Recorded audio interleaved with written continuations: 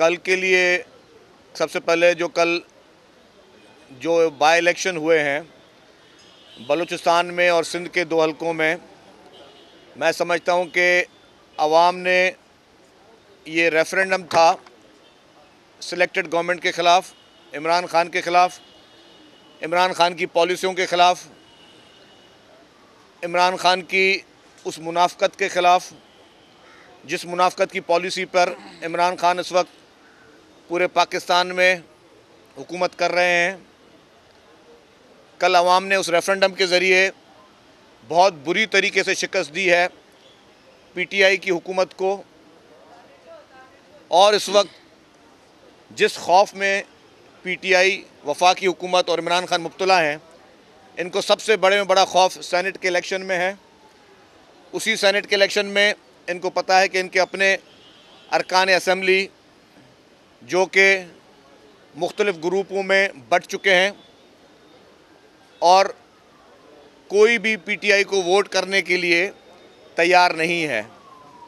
उसी डर और खौफ का आलम है कि वफाकी हुकूमत मुकम्मल तौर पर यह कोशिश कर रही है कि पहले एक ऑर्डिनेंस के ज़रिए और उससे पहले एक रेफरेंस इन्होंने कोर्ट में डाला। वो रेफरेंस जो कि कोर्ट में इन्होंने पेश किया था वो अभी सब जुडिस है, तो उस सब जुडिस पे उस रेफरेंस के बाद ऑर्डिनेंस लाना ये एक बदनीयती भी है और मैं समझता हूँ एक गैर कानूनी अमल है कि अगर एक केस आपका आला अदालत में पेंडिंग हो, उस पर आप किसी किस्म का या कानून साजी नहीं कर सकते, ना असम्बली में ले कर सकते हैं। और ये रूल्स ऑफ प्रोसीजर जो असम्बली के हैं उसमें ये चीज़ वाज़े तौर पर मौजूद है। इन सारी चीज़ों के बावजूद जो इस वक्त परेशानी का आलम है, वफाकी हुकूमत की इस वक्त टांगें बाकायदा कांप रही हैं और वो चाहते हैं कि किसी तरीके से सेनेट इलेक्शन में वो बिल्डोज करें। अपने मेंबरान को, पीटीआई के अपने मेंबरान को धमकियां दिलवाई जा रही हैं, उन पे प्रेशर किया जा रहा है कि आपने हर सूरत में पीटीआई के उम्मीदवारों को ही वोट देना होगा।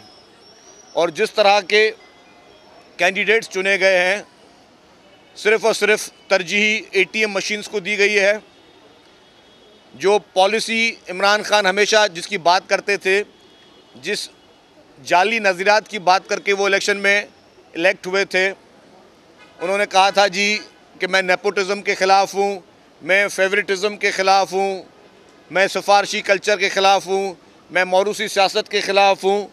उन सब के बरक्स जिस तरह की सियासत का तर्ज़ अमल और जिस तरह की सीटों की डिस्ट्रीब्यूशन इमरान खान ने की है, उससे उनकी सिर्फ़ और सिर्फ मुनाफ़क़त की अक्कासी वो चीज़ें कर रही हैं। मैं समझता हूँ कि इंशाअल्लाह पाकिस्तान पीपल्स पार्टी और उसके इत्तेहादी एक बड़ी तादाद में सेनेट में कामयाब होंगे और इमरान खान को इस ऑर्डिनेंस के पीछे एक गैर आइनी तरीके से जो ऑर्डिनेंस लाया गया है, ये पाकिस्तान की तारीख़ में लिखा जाएगा कि वो कानून जिसको चेंज करने के लिए, आइनी तरमीम के लिए 2/3 की मेजॉरिटी रिक्वायर्ड है, उसको एक ऑर्डिनेंस के ज़रिए बुलडोज़ नहीं किया जा सकता। क्या कल इमरान खान ये कहेंगे कि जी प्राइम मिनिस्टर का जो टेन्योर है वो 10 साल हो जाए और उस पर भी कोई ऑर्डिनेंस आ जाएगा?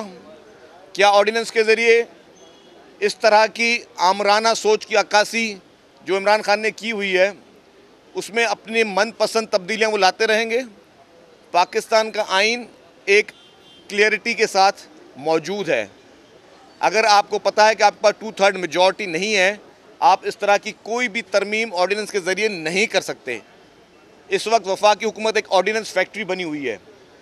इस वक्त हर चीज़ पे ऑर्डिनेंस आ रहे हैं और यही एक आमराना सोच की अक्कासी है जो कि इस वक्त जमहूरियत का लिबास पहनकर इमरान खान कर रहे हैं।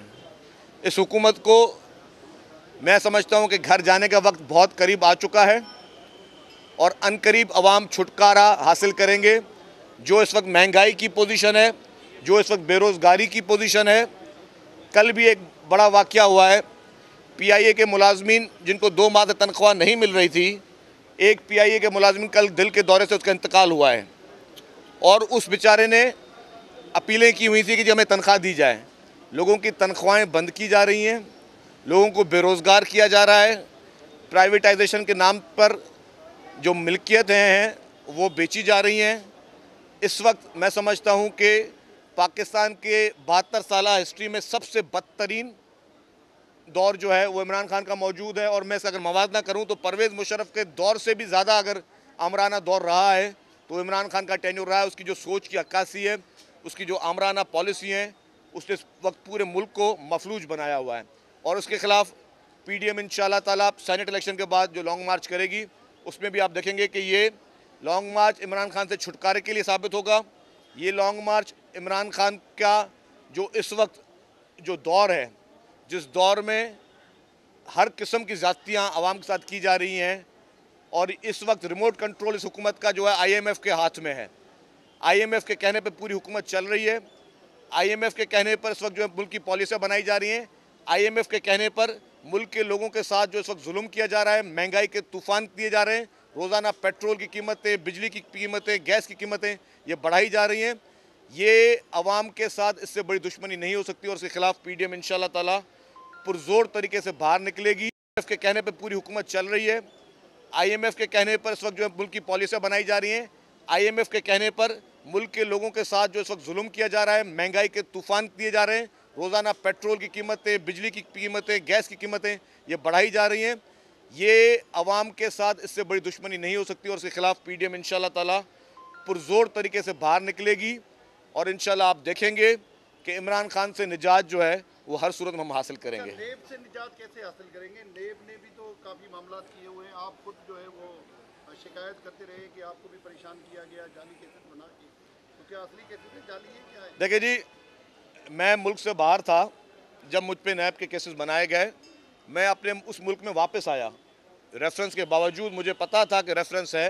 मैं इस मुल्क में वापस आया। मैं एब्सकॉन्डर बनने के बजाय मैंने कहा कि मैं अपने मुल्क में जाऊं, उन केसेस को फेस करूं। नैब से अपोजिशन को इतना खौफ नहीं है जितना नैब से इमरान खान को खौफ है।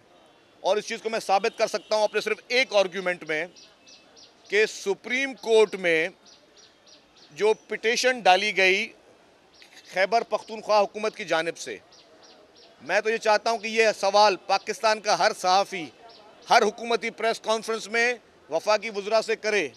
जो हमारे एंकर हजरात जो इंटरव्यूज़ करते हैं इमरान खान के, उससे वो सवाल पूछें कि आप तो पूरे दिन आप जो है आपके वफाकी वज़रा पूरी अपोजिशन को चोर डाकू के लक़ब देते रहते हैं कि क्योंकि आपके अपोजिशन के ऊपर नैब के केसेस हैं। आपने खुद क्यों, आपकी खैबर पख्तूनख्वा हुकूमत ने स्टे ऑर्डर लिया हुआ है कि बीआरटी पे कोई इंक्वायरी ना हो? और सुप्रीम कोर्ट में उस स्टे ऑर्डर में असल में कोई भी जो पिटीशन होती है उसमें जब आप कोई रिलीफ मांगते हो तो अदालत आपको रिलीफ देती है। अगर कोई भी अदालत में आप किसी किस्म की पिटीशन डालते हो, कोई इस्तदा डालते हो, तो आप अपील करते हो कि जी हमें ये रिलीफ चाहिए। उन्होंने पहला रिलीफ क्या मांगा केपीके गवर्नमेंट ने, जो कि पेशावर हाई कोर्ट का स्टैंडिंग ऑर्डर था कि हमारे पेशावर बीआरटी केस में नैब इंक्वायरी ना करे।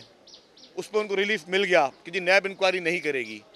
और फिर दूसरा रिलीफ क्या मांगा, जो एफआईए भी इंक्वायरी कर रहा है उसको भी डिले किया जाए। तो अगर इमरान खान इतना ही शरीफ है, अगर उसकी केपीके की गवर्नमेंट पीटीआई की इतनी ही शरीफ है, ईमानदार हैं, तो उन्होंने स्टे क्यों लिया हुआ है? वो क्यों मना कर रहे हैं हमारे वफाकी इदारों को, हमारी नैब है, हमारी एफआईए है, कि जी वो इनको इन्वेस्टिगेट करें, इनको इंक्वायरी करे? इसे कहते हैं चोर की दाढ़ी में तिनका। और ये इमरान खान की दाढ़ी में तिनका जो है वो पूरी कौम के सामने आया है। इस वक्त वो नज़र आ रहा है कि जिस तरीके से उन्होंने स्टे ऑर्डर लिया वैसी कोई जस्टिफिकेशन नहीं है। मैं चैलेंज करता हूँ पूरे पाकिस्तान के सहाफ़ी से, मैं रिक्वेस्ट करता हूँ कि आप इनसे सवाल पूछें कि आपने बीआरटी पर स्टे क्यों लिया हुआ है। अगर आप ईमानदार लोग हैं, अगर आपने उसमें बेईमानी नहीं की, आपने चोरी नहीं की, बीआरटी की इंक्वायरी में केपीके की जो गवर्नमेंट है उसमें एक होता है चीफ मिनिस्टर इंस्पेक्शन टीम, जो कि चीफ मिनिस्टर के अंडर आती है। चीफ मिनिस्टर इंस्पेक्शन टीम की रिपोर्ट है कि 7 अरब रुपए की सिर्फ किक बैक्स जो हैं वो बीआरटी पेशावर में ली गई हैं। वो रिपोर्ट आप पढ़ें, इंटरनेट पे अवेलेबल है। अगर चीफ मिनिस्टर इंस्पेक्शन टीम जो कि केपीके की है, सिंध की नहीं है, अगर वो आया करती है कि बाकी करप्शन अपनी जगह पे, लेकिन 7 अरब रुपए के सिर्फ और सिर्फ किक बैक्स लिए हुए हैं, तो वो खामोशी क्यों है? ये एक बीआरटी का केस, बाकी जो फॉरेन फंडिंग केस है, मलम जब्बा केस है, बिलियन ट्री केस है, सब अलग है, लेकिन एक फॉरेन फंडिंग का केस पूरी पीटीआई के ऊपर जो नकाब है ईमानदारी का, वो उतारने के लिए काफ़ी है। अच्छा, सेनेट इंतखाबात के हवाले से कोई आपके पीर पगारा साहब या एमकेएम के साथ और दीगर हमख्याल जमातों के साथ कोई राब्ता है कि कोई मिलकर जो है वो नशिस्तें ले जाएं या उम्मीदवारों के लिए वोट मांगे जाएं?